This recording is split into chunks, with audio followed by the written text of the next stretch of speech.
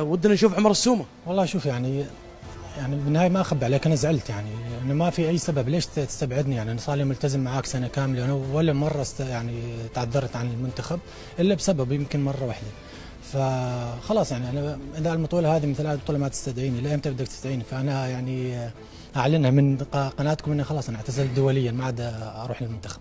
اعتزال دوليا ان شاء الله خلاص، قرار ما في رجعه صراحه. بسبب عدم استدعاء، هذا صحيح؟ عدم التقدير والاحترام، ليش تعاملونا بهالطريقه هاي يعني؟ وقبلي كثير فراس الخطيب قبلي تعاملوا معاه بهالطريقه. لا كابتن زياد شعبه 2010 نفس الشيء. فما اعرف، العقليه الاحترافيه يعني بالاداره ضعيفه جدا للاسف. استبعاد من الاداره او فني عمر على اساس نكون يعني اقل شيء يكلمك، يشرح لك، يقول لك يا عمر احنا راح نعمل هيك، احنا ما راح نستدعيك، مو تصدمني مثل الجمهور. بالنهايه انا لاعب لازم يكون عندي خبر قبل ما تنزل القائمه يعني، ولا يعني انا كابتن الفريق، اقل شيء تخبرني تقول لي يا كابتن ترى احنا ما راح نستدعيك وهذا قرار فني. اقل شيء اداره الفريق او مدير الفريق يكلمك، ولا حد تواصل معي ولا حد كلمني ولا شيء. يعني انا انصدمت والله، يعني اليوم خلصت غدا وعندي مباراه، اقرا القائمه وانا ماني موجود.